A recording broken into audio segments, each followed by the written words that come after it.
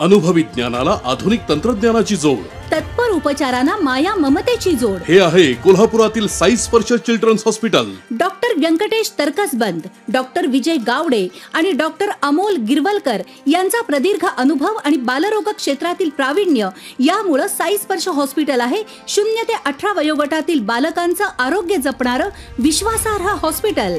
ए.वाय. पाटील यांच्या जनसंपर्क कार्यकर्ता मेळाव्याला मोठी गर्दी.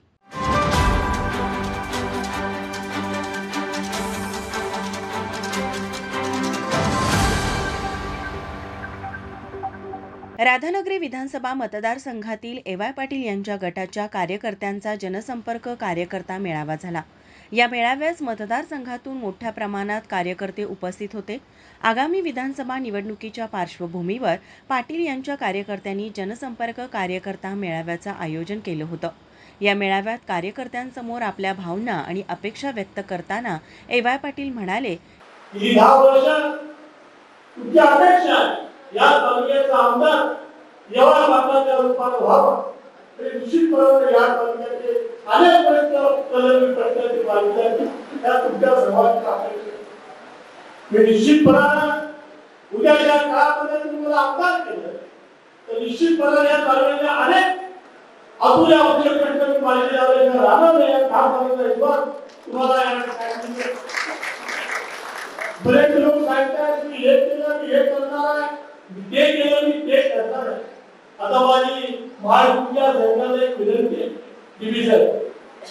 आता या महाराष्ट्र सरकारनं एक नवीन योजना आहे या तालुक्यासाठी.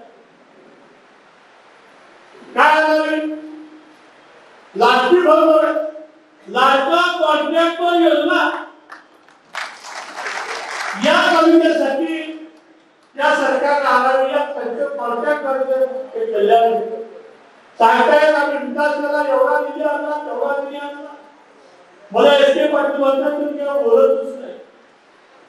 एस.के. पाटील सारखे तेच बोलत नाही. वेळ आल्यावर त्यांनी उत्तर द्यायचं, वेळ आल्यावर त्यांनी उत्तर द्यायचं. बादशाला जायचं आणि पैसा तरी म्हणायचं नाही, बादशाचं काम करायचं. मी आता विधानसभेला निघालो, मला विधानसभा भरायची आहे, मला तुम्ही उमेदवारी काय लावणार आहे आणि मला पण विधानसभेच बोलवणार आहे म्हणून मी बोलायला लागलो. त्याच्याला लिहून घ्यायला होती श्रीकांत बोलत काय म्हणतात काय बोलत तो तरी काय बोलतच नाही, गप्प बसताय. तू संयमी आहे, शांत आहे, शांततेने निघाला. एक वादळ म्हणजे वादळ मला या ठिकाणी माझ्या मतदारसंघाचं बघायला किती लोक माझ्यावर प्रयोग करतायत. मी मनापासून तुम्हाला सर्वांना या ठिकाणी नतमस्तक होतो. मी जागतिक मी कधी माझ्या जीवनामध्ये आजपर्यंत विसरणार नाही. याबद्दल शपथ मी या ठिकाणी घेतो. या मेळाव्यात भाषण करताना ए.वाय. पाटील यांच्यावर प्रेम करणारे कार्यकर्ते उत्स्फूर्तपणे आपली भूमिका मांडत होते. यावेळी बाजार समितीचे माजी संचालक नेताजी पाटील म्हणाले, 1985 पासून कार्यकर्ता म्हणून काम करत असणारे आदरणीय ए.वाय. पाटील साहेब, त्यांच्याबद्दल तुम्हाला फार काही माहिती पाहिजे असं नाही का? फार नाही, सर्वजण जाणतात.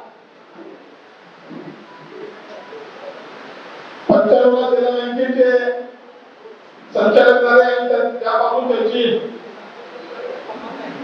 सामाजिक आणि राजकीय जडणघडण होत गेली. मिळवणे जिल्हा बँकेपुढे मर्यादित न राहता सर्व स्तरातल्या मंडळींना एकत्र करून गटबांधणी करायला सुरुवात केली आणि फक्त राधानगरी पुरतं मर्यादित न राहता या जिल्ह्यामध्ये अनेक संस्थांच्यावर आणि ठिकाणी आपले कार्यकर्ते बनवण्याचं काम केलं.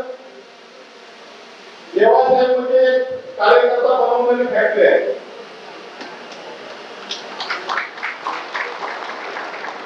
अनेक कार्यकर्ते निर्माण केले, अनेक कार्यकर्त्यांना पद दिली. सर्वसामान्य कार्यकर्ते आमच्यासारखे ज्यांना कुठल्याही प्रकारची राजकीय पार्श्वभूमी नाही, ज्याच्या घराण्यात पूर्वी कोण फार मोठं राजकारणात कोणी पदं भोगली नाही, घोषवली नाही. अशा अनेक कार्यकर्त्यांना संधी देऊन संघटना बळकट करण्याचं काम गेले 25-30 वर्ष या साहेबांनी केलं.